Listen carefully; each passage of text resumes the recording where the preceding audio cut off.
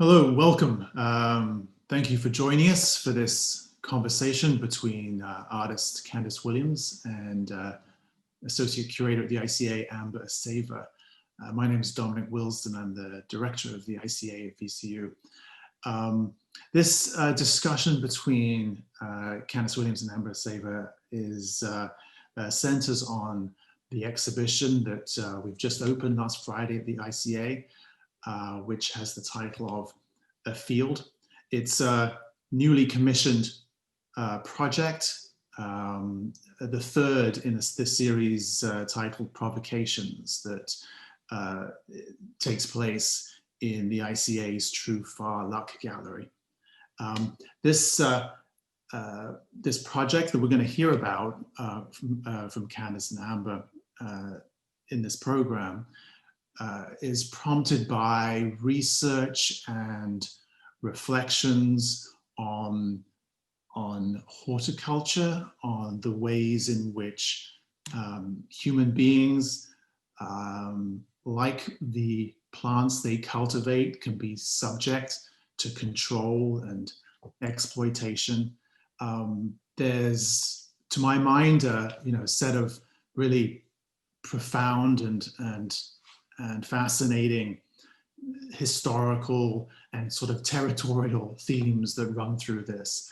And I know that Amber and Candace are going to lead us through some of the reflections and research that stand behind and have led to the creation of A Field, which is itself a kind of horticultural environment composed of sculpture and media and collage and a sort of multifaceted installation. Let me say before I hand the word to them that it's once again kind of very special thing for us at the ICA to be in the position to be able to commission a major new work like this. I think, as some of you know, so much of the art, so many of the exhibitions that we show at the ICA are new commissions. They begin with a conversation with an artist and an invitation to an artist to do something they may not have had the chance to do before. So we're super committed, always will be, to that work of new commissioning. The other thing I want to say, though, that's on my mind as I think about this new exhibition is how once again, in its own singular way, this exhibition represents an exploration of how histories, how historical legacies continue to operate in the present. And those of you who've visited the ICA last year at this time know very well that theme motivated Amber's tremendous kind of group show, Great Force. And in some ways, I think that some of the projects that she's thinking through right now and now presenting this work of Kandis Williams, in a way, continue to kind of excavate those themes of history and also territory. This program is going to be about 90 minutes, including a Q&A. The exhibition, Kandis Williams A Field, is going to be on view at the ICA through August the 1st. The ICA is open on Fridays, Saturdays, and Sundays. So if you are within range of us, then I do hope you can come down and see this exhibition. But once again, thank you for joining. And let me now pass the word to Amber, Saber, and Kandis Williams. Hello. Hi, Candace. Hi, everyone. So I just want to start with some thank yous before we introduce the talk and we get into the media and the presentations for tonight.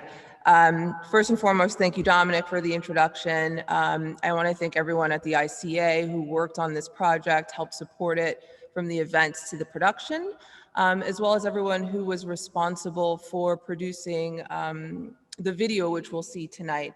Candace, of course, Brian Ashon, Patrick Balaga, Olin Caperson, Roderick George, Kevin Lamar Jones, Leah Adler, Nick Nauman, and Tyler Lamanal, and of course, Departure Point, who's the local videographer. So thank you so much. So we're here tonight to talk about the many topics and themes and ideas that have informed this exhibition, A Field. Candace's work is so steeped in research, and she uses this to inform different elements of her work, from her sketches, her collages, her teaching, her publishing practice, to the work itself. Her output and generosity, and most of all, her rigor, is so impressive. Richmond, the city, is really truly lucky to host this show, which happens to be Candace's first museum solo show. I can't understate how important that is for us and for me. And so let me start this presentation. So I'm Kandis Williams. I'll talk a little bit more than when we have the hour. Tech issues. Let's see. A Field really comes out of a lot of basically speculative narrativization, and spectacular narrativization of Black bodies. Thinking through some of the particular kind of historiographic narratives of Blackness and representations of Blackness, I think is like the larger, wider anchor points for a lot of the project. I'm just buying time. But yeah, thinking through a lot of the kind of questions around ethics and aesthetics, and sort of like how we ethically or aesthetically represent so many different sort of categorizations of Black bodies and Black labor and Black sexuality and Black reproduction, reproductivity, affect networks and affectivity, effectivity. It's been like a big cornerstone in a lot of my practices research. There we are. All right, we're good. Okay, so thank you, Candace, for doing that. So I just want to start to set up the film that we're about to watch, which is about 10 minutes long, by saying a few things about the title and the work, and specifically A Field, as Candace said. For us, A Field led us to thinking about conditions of labor, conditions of ownership, development, cultivation, projection fantasies onto landscape, fields of study, fields of industry, and most importantly, a consideration of what it means to cultivate a field through this idea of land theft and enslavement, particularly through Virginia's history.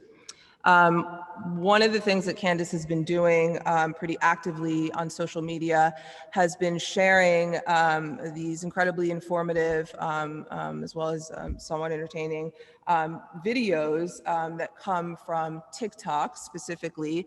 And I want to start with one that talks about specifically Richmond's history before we get into the video.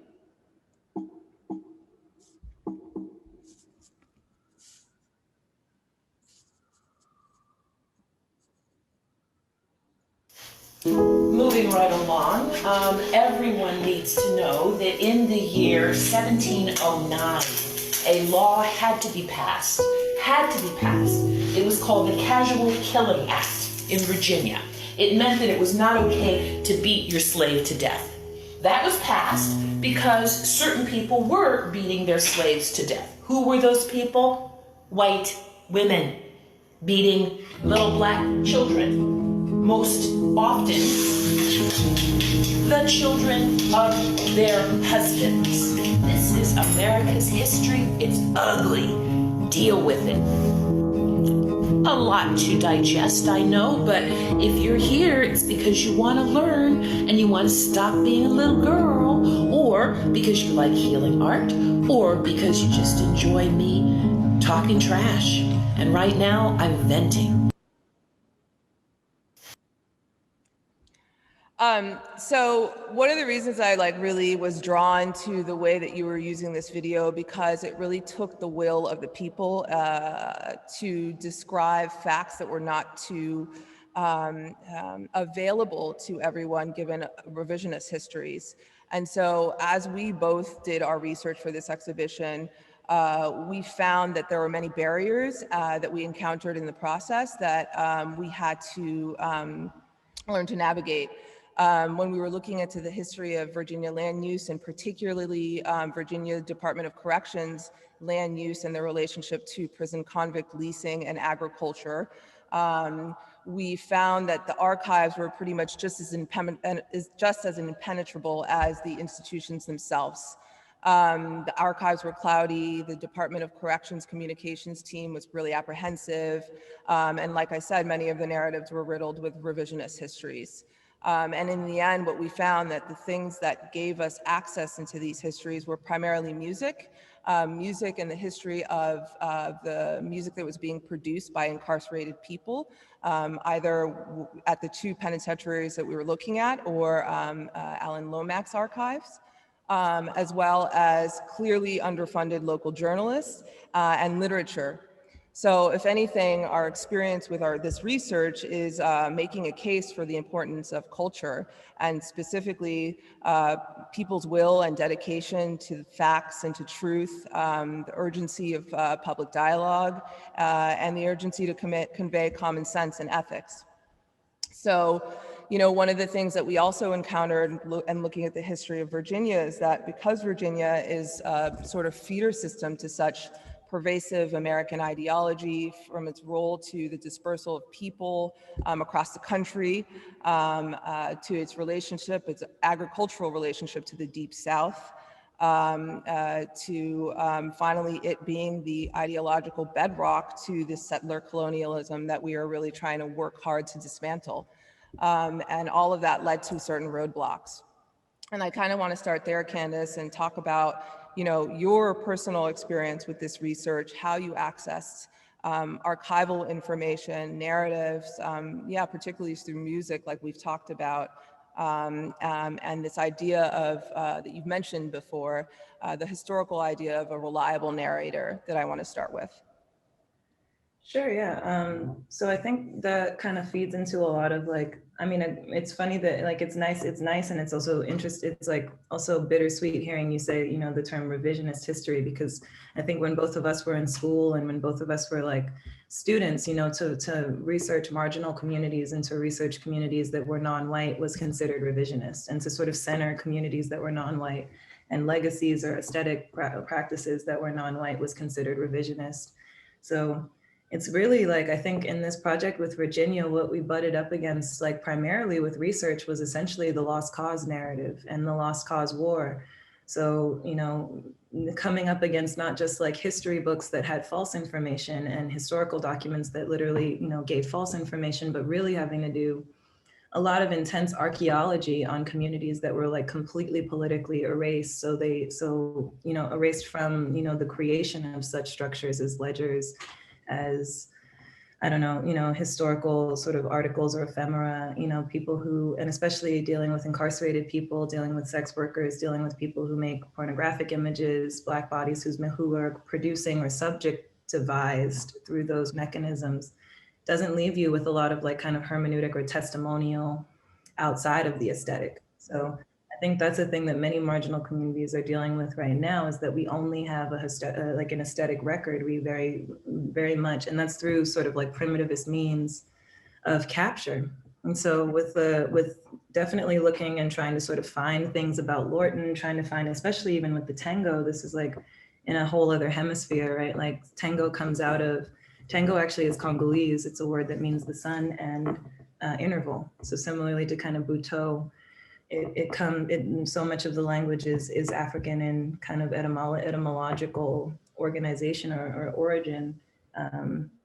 But then, you know, tango, sort of like the roots of tango, or the African roots of tango, milongo, kayenke, candombe, they get, you know, turned into other forms, other Europeanized dance forms, or essentially it's dealing with kind of in between the Virginia archives and the archives of candombe, milongo, and tango, Black dancers performing these things. It really kind of gave this, I mean, it's interesting, right? Like aesthetically, we just get absorbed into so many different rhythm patterns. So with the tango, finding the tango through finding candombe, finding milongo, finding canyenke in the tango was almost, it's like, you know, there are living Black dancers who are keeping this alive, essentially. It's also one of the most rare, it's really rare, I guess, essentially. And thinking about doing this research, it kind of became very evident also that couple forms and sort of Africanist or couple forms that couple dance forms really aren't preserved as African in authorship. I think we much more associate, like readily associate, because of the historical archives and you know, spectacular kind of like organization of Blackness as a spectacle itself. You know, we really only receive couple forms in the versions of, like, say, twerking and like different kind of couple forms that are really kept alive within vernacular Black dance. And what we see in the tango is this complete whitewashing of so many different African elements of the dance, and really like a kind of taking up, a very, you know, modernist, primitivist kind of taking up of the culture of, and the tango also comes out of so many agricultural communities. As a melange, it comes out of, you know, very many agricultural communities, and poor or subservient or laboring agricultural communities especially. So then thinking about that kind of erasure, the kind of erasure that is ultimately an absorption into like form, and then thinking about the kind of erasure that happens in the Deep South, and specifically in Virginia, where, you know, the works, I mean, the labor even of so many slaves and so many incarcerated, you know, sharecroppers to chain gangs and incarcerated bodies is really not authored as their labor. It's authored as the progress of the South. You know, I mean, from coal mining to asphalt laying to so many different really infrastructural elements of what we consider to be the grandiose American South really start in these laboring bodies, and they're completely erased from, you know, the walls of the subsequent buildings that they've erected. And yeah, so there's a really interesting, or it wasn't interesting, it was terrible, it was heartbreaking actually, you know, sort of seeing how many times it happened that we would want to find information on, you know, prisoners in a certain location, and the only thing that we'd find were field recordings of their singing, you know, field recordings of their aesthetic, essentially excess. And so you know, it's kind of also been forming a lot of, informing the work for a while, this kind of like Blackness as it folds and unfolds around and like subjectivity. And yeah, I think, I mean, I feel like, I guess it's just back to that kind of like swapping of whatever is revisionist, like, yeah. So I'm showing an image here of two of the kind of access points to the two correctional facilities that we were thinking through. One of them is the Virginia State Farm prison. The second one is the Lorton Reformatory. To my left, you see the recording advertisement from the Virginia State Farm prison. And to my right, you see an image from a Fugazi concert that happened at Lorton some time back, to just show you some of the ways in which we got access to the culture and the people in these institutions. And Candace, so one thing that you said that I want to kind of continue on is this kind of this condition of the aesthetic, or being trapped and over represented within the aesthetic, and your relationship to collage. Here are some of the preliminary sketches that served as storyboards that are also in the exhibition for the show and for the video. Collage in a lot of ways is able to choreograph and index both your thought and movement. It's a medium that allows you to merge contemporary and historical reference. It essentially exposes entangled relationships between people, histories, and most importantly, migration patterns. So these images you'll see in the show, and in the end, they speak about the relationship between labor and performance and sexualization, and back again. Here are some of the sketches from the video which we're about to show, called Annexation Tango. These really incredible sketches are what Candace produced in our, you know, we kind of had this dream, right, that we would shoot this video here in Richmond, yeah, maybe do some pyrotechnics, which now when I think about it is like, what the fuck were we thinking? And we ended up having to shoot this video in parts because of, the pandemic. So the field establishing shots in the rivers were here in Richmond. The dancer was shot in a green screen in Los Angeles. And then we have found footage of fires from the West Coast. And so I'm going to play this video now. Like I said, it's 10 minutes long, and then we'll continue to talk.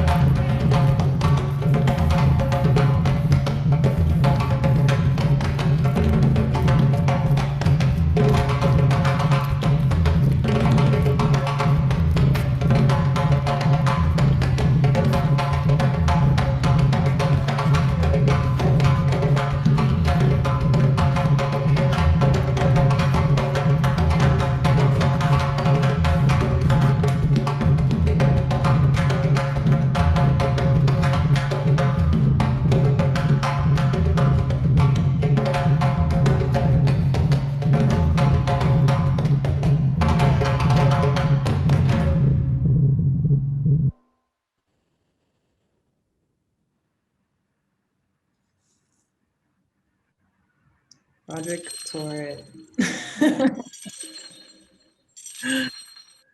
Torres. If Roderick is in this room, all the praise. Literally. So I know you started to talk about this before we got into this video, and that's your interest in the tango and how you got to it for this show and for this video.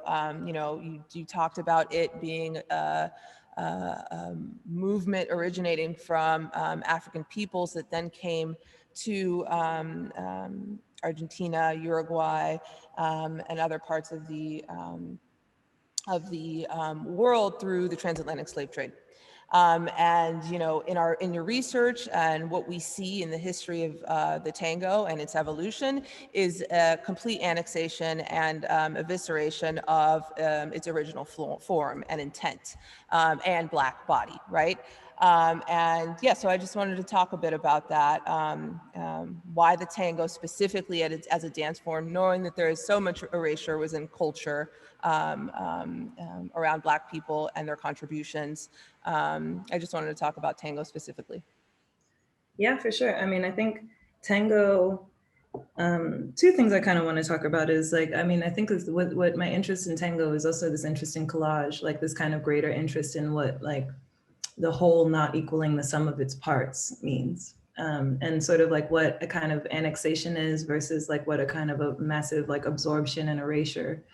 And those two types of form and how they kind of create essentially these primitivist rhetorics. So especially with the tango, I was thinking about the tango as this kind of like extremely centrifugal, rhizomatic kind of technology for partner dancing and it doesn't actually originate with the transatlantic slave trade. It originates with just trade routes. It originates with like the migration of certain plants and the people who can cultivate them. So, you know, the 1830s and 40s, there's like the population of Cordoba and Buenos Aires is like primarily African, free African and indentured African servants and slave. So there's a kind of like mid-Atlantic slave trade origin to the tango that's erased completely with the genocide of Argentinian Blacks in the 1840s. So what I think is really interesting with the tango is that essentially like that kind of transculturation of certain forms, of certain intervals, of certain rhythms that then become merengue, flamenco, salsa, so many things that we associate not at all we associate with Southern Italy to Spain, or Southern Italy to South America, or Southern Europe to South America. We don't associate these things with originating, or even, you know, that the word tango is Congolese was something that was very and I think it kind of goes back to this thing of like Blackness being this technology that is such a centrifuge, you know, like the construct of race becomes this construct that holds anything othered. And like, I see that in the, you know, the infusion of like Calabrian, Sicilian, poor farmers, you know, like being like sort of also forced to migrate into that area in Argentina in huge numbers from the mid 1800s to the early 1900s, and bringing with them, you know, notion like the tarantella dances, like folk dances and traditional dances like the tarantella, postures, you know, like the calicita, and like these are also not how do I say, they originate on the backs of laboring bodies, right? Like they come out of laboring bodies. They come out of communities of laboring bodies. And so seeing the kind of like idea that we have now of the tango, of like the gaucho, Rose, and I mean, I think of the Addams Family all the time, like Morticia and Gomez, even, you know, it becomes this kind of white couple form, and this idea of the communication of passion itself, right? The communication of like being deeply involved or in love or infatuated or obsessed with another form or another body. And we talked about that last night a bit, right? Like, I mean, in my research, one of the many perverse things that I found was that, you know, at first, specifically in the La Plata region, there was an enclosure of enslaved people dancing, as referred to as tango, right? So when we're thinking about the enclosure of land with prisons, enclosure of land with plantations, and then to consider this with the tango, and it was white male Argentinians who would go to those areas at night, witness the dancing, take some aspects of it back to the brothels. And when they were witnessing this dancing, right, it was a negotiation between people and spirits and fertility and all of these spiritual aspects, only to take or pervert the idea back to the brothel and have it be a possession of flesh between genders. Yeah, so that was, I mean, not surprising, but like a really perverse thing that I stumbled on in thinking, in researching the tango and how the movements changed so much from the candombe to what we see now. Like you said, this kind of obsession, this infatuation, this expression of passion. Right. I mean, even the forms, you know, like volcado, calicita, like these forms are forms that are incongruously kind of structured partner positions. So this leaning completely on one figure, and then being able to be spun around, those things are also, I think they're transculturations completely, you know, like they do and they do not transmit sort of like a lot of the origins of this very partner dance. Yeah. So I want to just give a little bit more background on the two sites in Virginia, just because of us being hosted here and the importance of these two sites. and the work we had to do to get this information in the first place.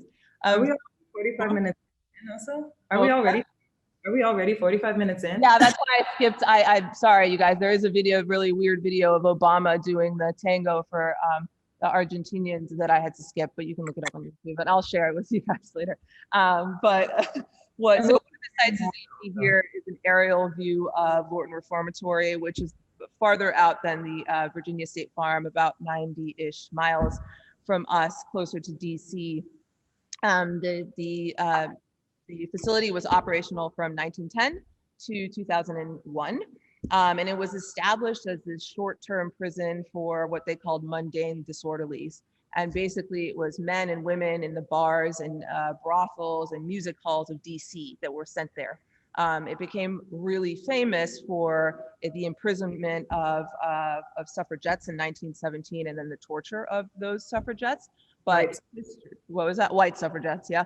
And that history, though, the history of it being a facility to house musicians, to house,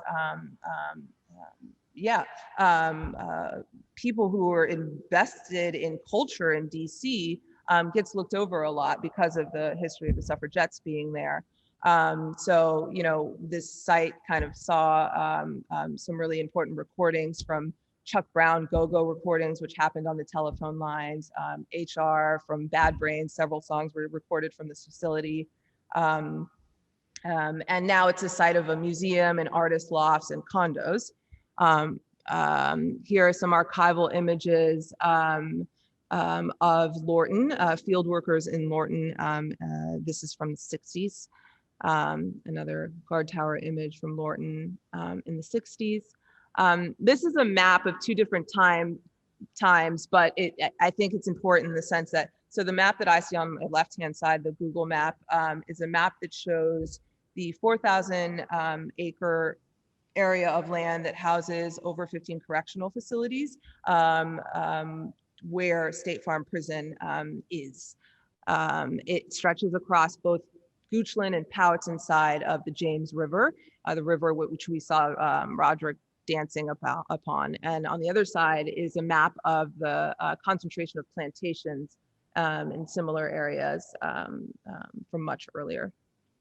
One thing that, what was that? Oh, the James River the James River Penitentiary, the Virginia State Farm. Those are all along that riverway. The Virginia State Penitentiary that opened in the 1890s is also right there, and the subsequent, it was called, I think Lorton was called Occoquan Workhouse, yeah. House before. And so one of the other things that allowed us, again, culture access into State Farm, into the use and the history of that site, is that State Farm Prison is used by the film industry, so a different type of labor. It's used by the film industry to shoot films like Harriet, to shoot films like Harriet and Lincoln. So basically slavery enactment films on the site of active and operational prison sites. You know, as we see the video, we see the James River, we see prison facilities, plantation style homes, open fields, and you kind of find this uncanny convergence between past and present architectures of oppression. And, you know, last night we talked a bit about, I don't know if you want to get into it, Candace, about this kind of like idea of white theocracy, you know, and what it means to kind of continuously perform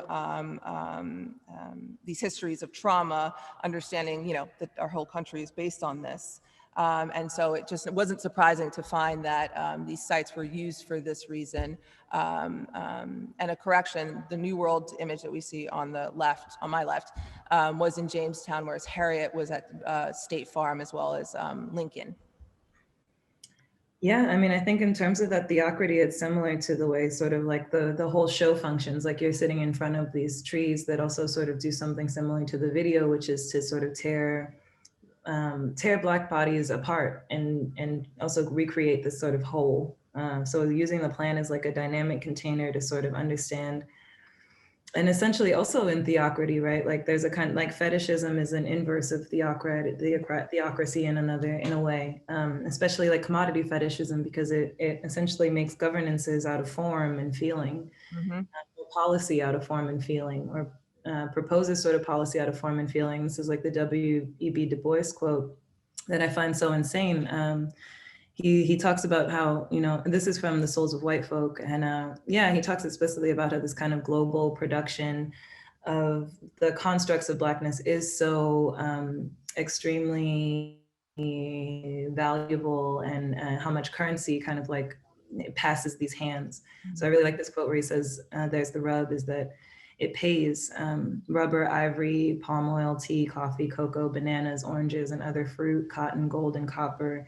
They and hundreds of other things, which dark and sweating bodies hold up to the world, gets the black world, dark and sweating bodies hand up to the world, gets only the pittance that the white world throws it disdainfully. So I think also there's like this kind of, yeah, in the theocracy, it's intense to me that white supremacy uses representation so extremely, you know, and I think especially representation of the other is an extremely potent form of social control. And in that way, you know, like this, the first revisionist sort of story is the story of Jesus Christ. And then that, you know, in that like sort of understanding egos, logos, and pathos is like this kind of truth structure that we then use to create sort of social policy.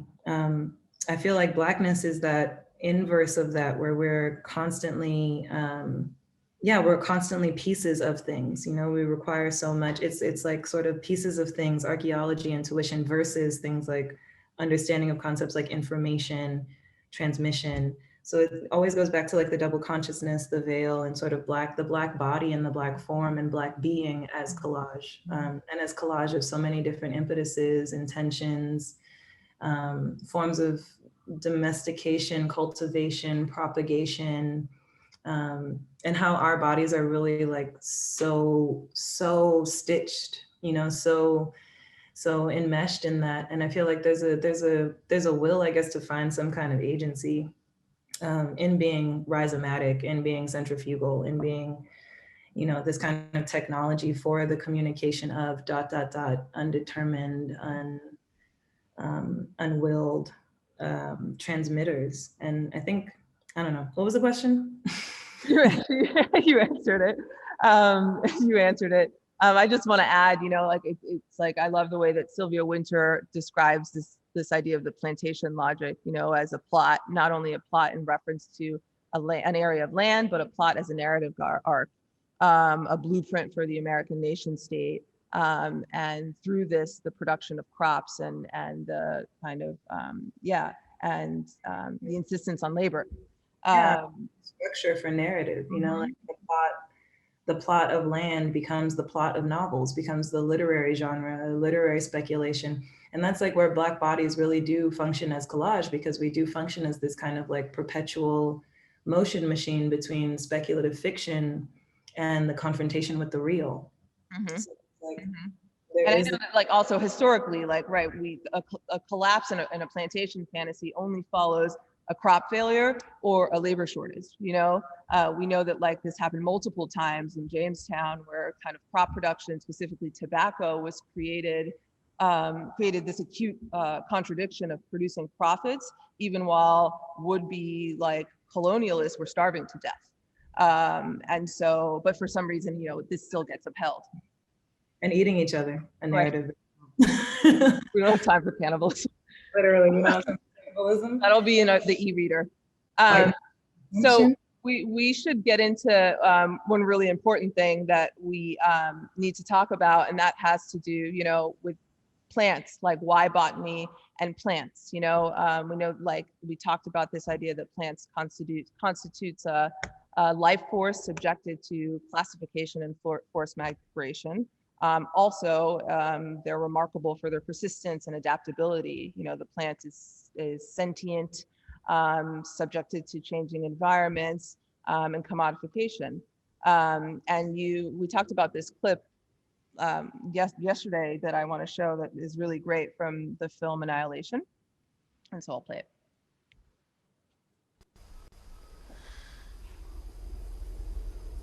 I'm right about the refractions, aren't I? Yeah. I checked my blood last night. It's in me. It will be in all of us.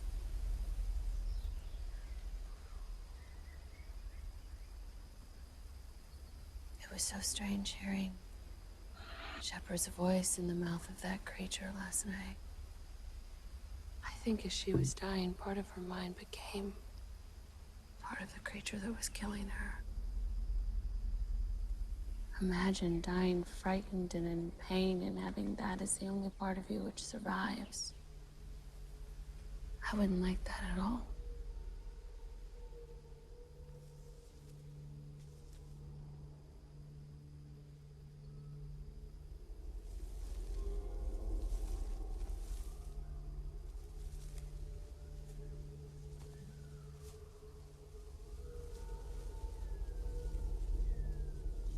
Ventress wants to face it. You want to fight it. But I don't think I want either of those things.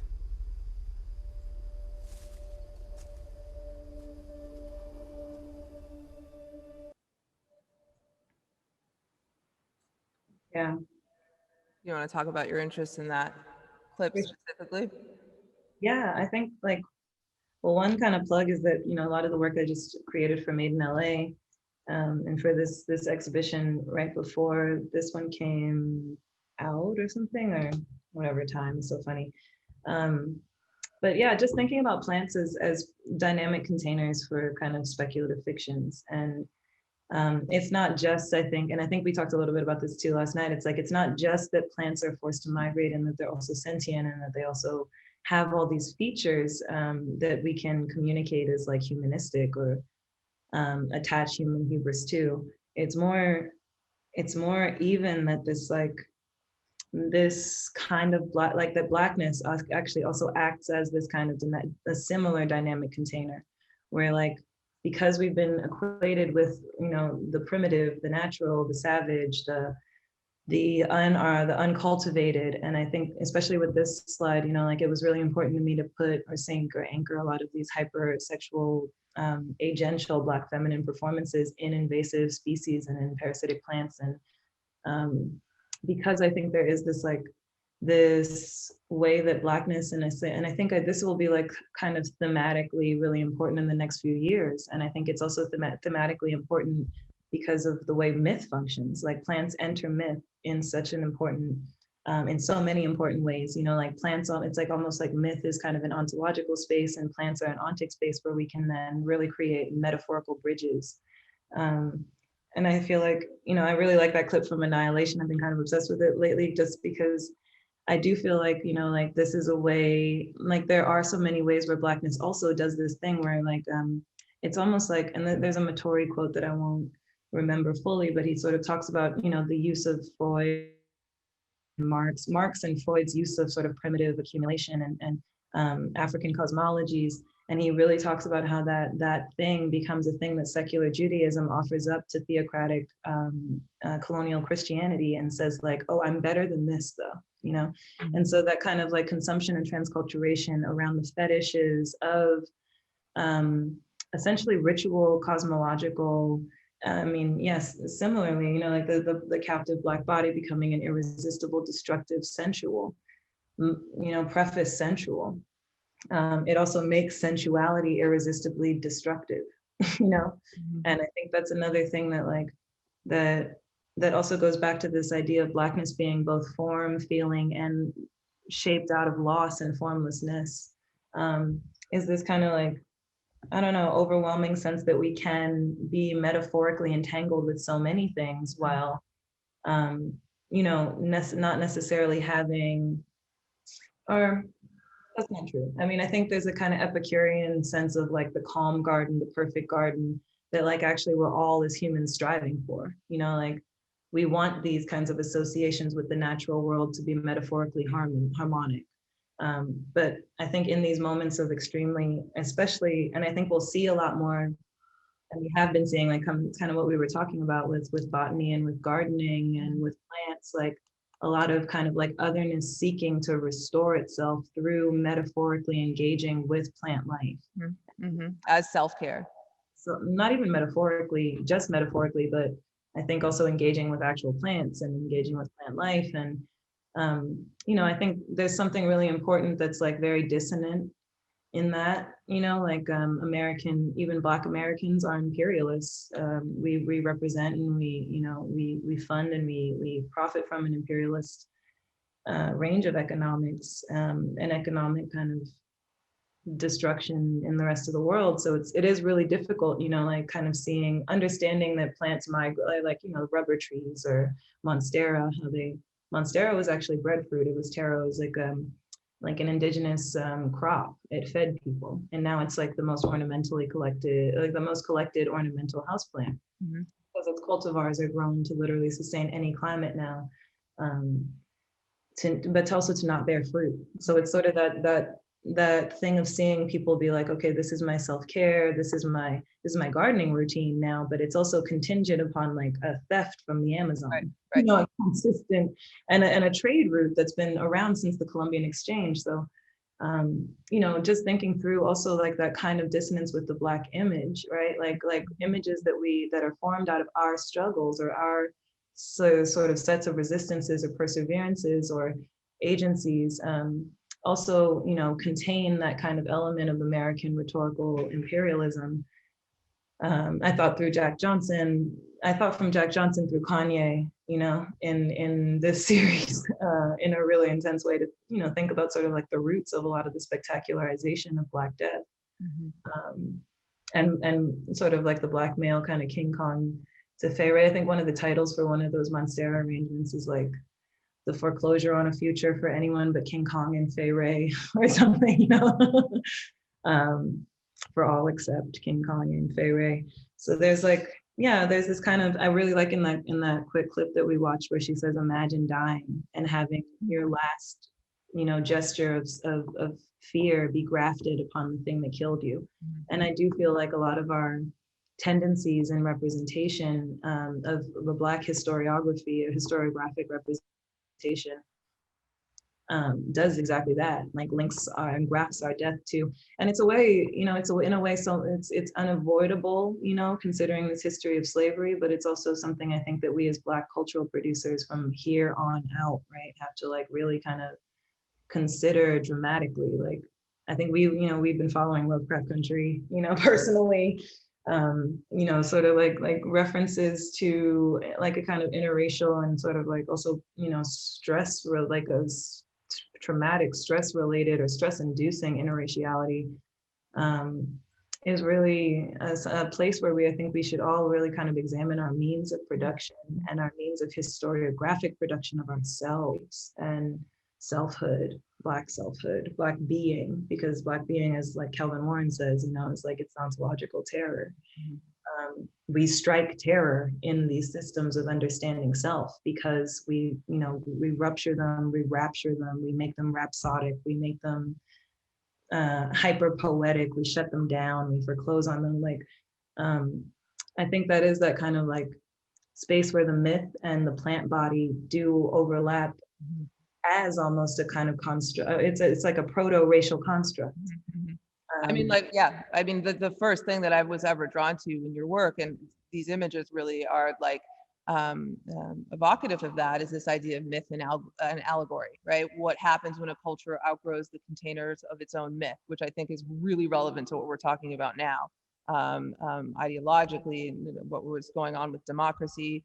I want to read this short quote from you about this series of works, in which you said, these sites where the first logics of citizenship and race were started to be constructed. The early metaphors around whiteness and virtue or godliness were manifested in the statuary deities with assigned human skin tones that flanked government buildings and meeting places. I'm interested in how the democracy of raced beings is posed through the confrontation of drastically different image cultures, abstract and figurative. Yeah, I mean, that's definitely thinking through, especially like collage, myth, even dance, like dance. I think of these works, these collage works, as like somewhere in between painting and choreography.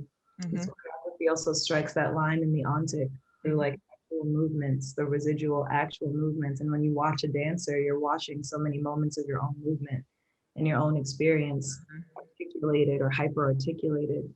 And I think this is the same kind of like container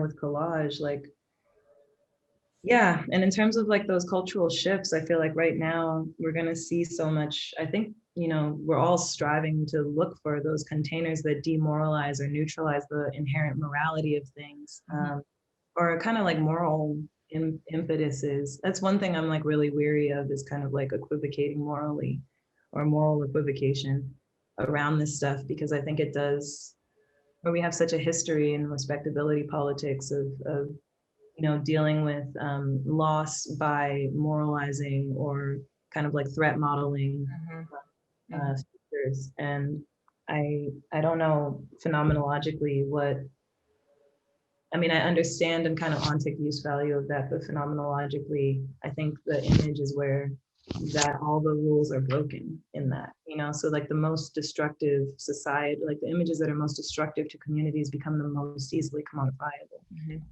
And that's something I feel like that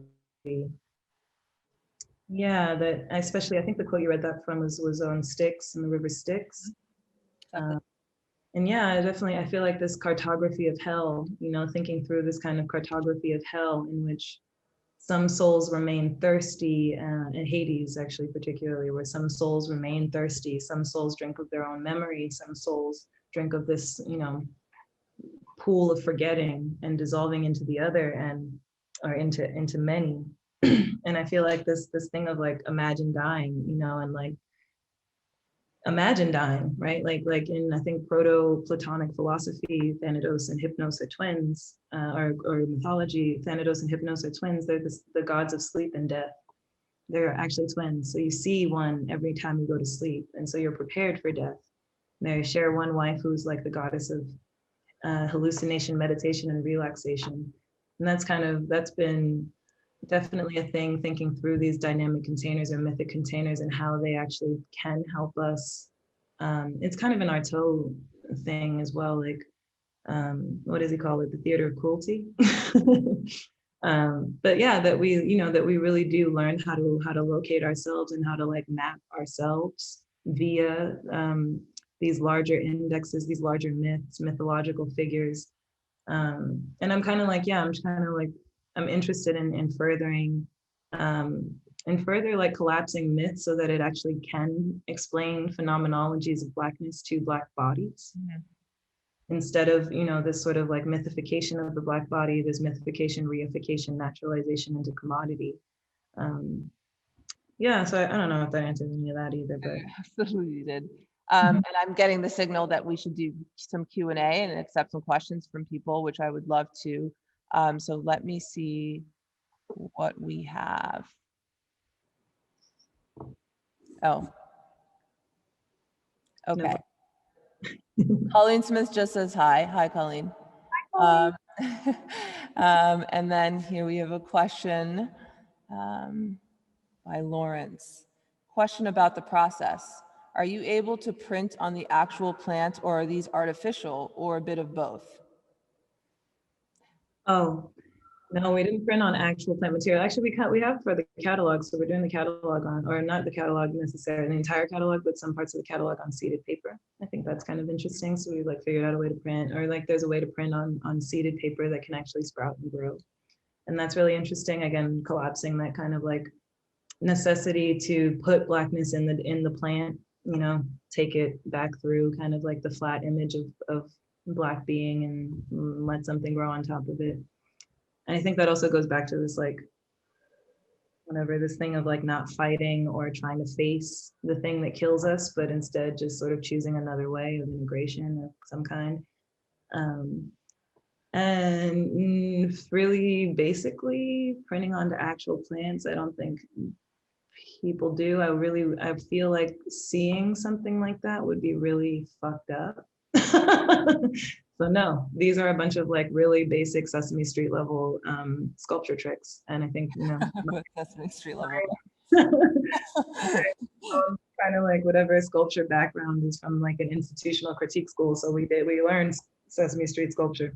And that's it's very much like kind of what they are. There are a lot of different processes of sort of like making one thing seem like another. So it's from, you know, hot gluing shit onto surfaces to actually building up specific surfaces out of materials and then kind of like cutting them out or shaping them in particular ways. There's also like, you know, industrially shaped plants. I mean, I feel like it's really interesting when you buy an artificial cotton plant, for instance, like the fuck is going on there? You know, it's crazy. Like it's actually cotton inside of like, you know, like inside of an actual cotton bulb with like a cardboard stick or something. So that question about what is an artificial plant and what's an actual plant, I think is also an interesting one, right? They're made out of paper, or if they're not made out of plastic, or they're made out of cardboard, or something that also is a plant-based matter material. So yeah. Okay. So we have another question from Blair. Hi, Blair. I loved how the green screen worked in the film. Curious how you came to find ways to use it to your advantage, possibly because it is an entirely invented realm. So a bit about the green screen and the process behind that.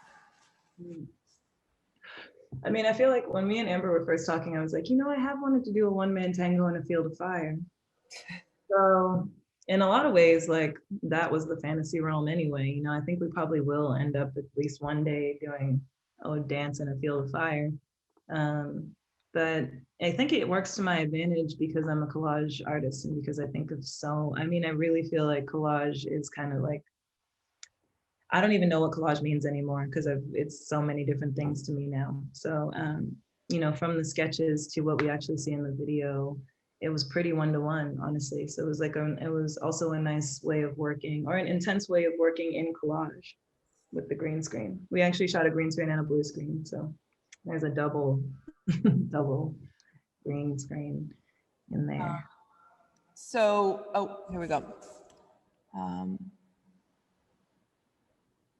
It's just a really sweet note. It's from Cara. Just, hi, I love this conversation. Thank you, Candace. Can you talk about how you think through dissemination of the film, the dynamic container, your publications, and in general? Thank you. Cara.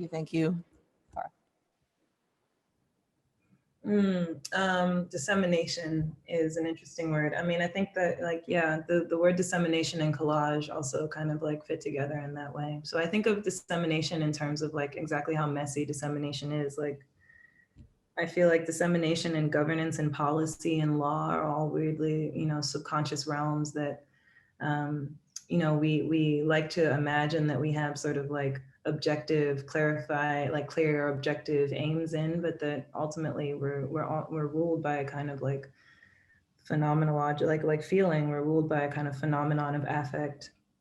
Yeah, and so with dissemination, it's more like I don't have necessarily any clear thoughts on it, except that there's a certain logic to primitivism that I think is really, really pervasive, especially in the art world, that really kind of concretizes a lot of our senses of truth and authenticity. This kind of idea of an unreliable native informant. You know, like when I want to disseminate texts that have been important to my work or my practice, like we're confronted also always with permissions, the copyrights, patent, like whatever issues with dissemination. And yeah, my kind of take on it is to just do it and do it as you need to do it, and then sort of like figure out through essentially a confrontation with like the forms that don't allow or that capture. I mean, the inverse of dissemination is capture, which is what museums and archives and institutions do. They capture, you know, like, and so that idea of dissemination is really important. I think me and Amber are working on this kind of public platform too, this annotation system to like also further disseminate things that are part of this practice. And with Cassandra also, obviously, you know, like everything will be available on Cassandra at some point for people who can't afford it, obviously, who can reach out for whatever they need. And yeah, I guess with Cassandra too, I'm really interested in dissemination as like a non-written practice, like as a verbal kind of like verbally and oral traditions, and really like looking at not just music, but various oral traditions of philosophical kind of like importance. Yeah, and thinking about just like what the importance of speaking is in public right now. I think that's a means of dissemination for me that's really new, but that I'm really interested in. Again, it's kind of Socratic engagement. Thank you. Okay, so we have a question from Darla. Candace, will you please say more on the relations of the Black imagination and economics to that of myth, of ontology and phenomenology, like the economic protocols to cannibalize ourselves to serve white supremacist origin mythology? Whew. Darla. Darla's gonna be working with us at Cassandra next semester. Great question. Again, I think that Annihilation clip really speaks to that. I don't think that there is necessarily a protocol to cannibalize ourselves. I think there's actually a protocol to decide whether it's a fight or not. You know what I mean? Like, and the ways that I think, you know, this Matori quote about this kind of third thingness, right? Like using Blackness, using primitivism or whatever as a technology to sort of like produce another kind of whiteness that's validated via its experiential connection to the primitive, right? Like that I think we also do. I don't think it's necessarily an inherent protocol. I think, like, you know, there's as much like celebration of Black invention and appropriation of Black invention as there is of Black cannibalism. This kind of goes into Manuel's and Manny's class on the Black zombie, and how, like, you know, we're sort of mythologized as this perpetually fear-inducing carnivorous other, you know? So I think in that way, yeah, there is kind of like a vision, right? There's like the relationship of Black imagination to the economics of myth.